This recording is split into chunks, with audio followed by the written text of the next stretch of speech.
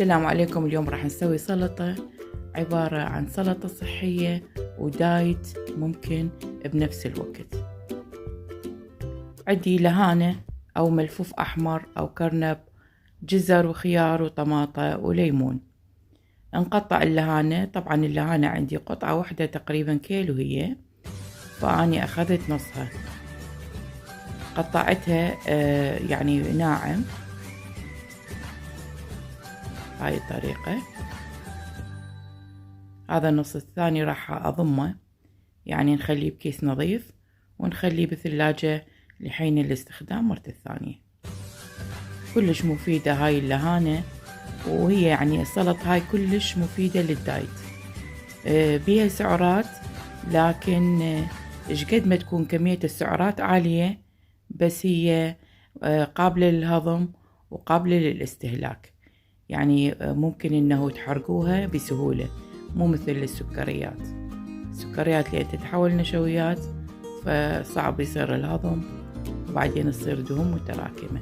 وعندي جزر، حبايتين جزر وحبايتين من الخيار. نظفت القشر مالتها،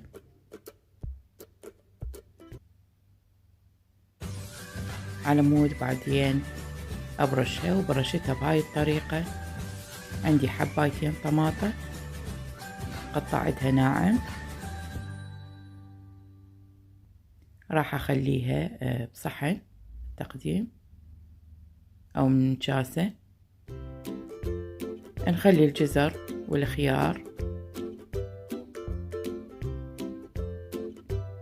طبعا هي حتى ممكن تفيد وجبة عشاء للي يريدون يسوون دايت، مشبعة وسعراتها قابلة للحرق وهي قليلة. طبعا اللي بقى من عندي من هاي الكمية حطيته بكيس نظيف خاص بالطبخ وخليته بالثلاجة لحين الاستخدام.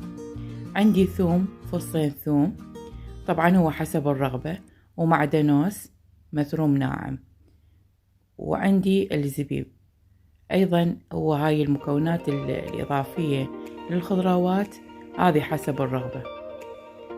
وممكن المعدنوس، أنا ليش خليت المعدنوس ويا الثوم؟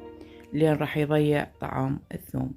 نجي على الصلصة، عبارة عن ربع كوب زيت زيتون، ممكن تقللون، وعندي نص كوب ليمون، ممكن تقللون زيت الزيتون، وعندي الزعتر خليت وياه، ودبس الرمان.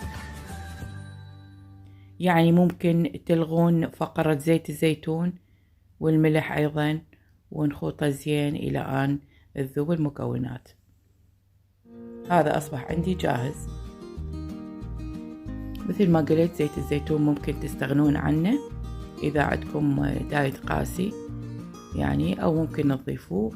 هو هم بيه فائدة صحية، كل ما تقللون الكمية كل ما أفضل، بالرغم من فائدته الصحية.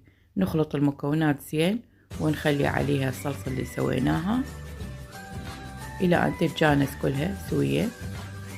شوفوا، ممكن الزيتون الليمون تقللون زيت الزيتون، يعني هو بعد حسب الرغبة.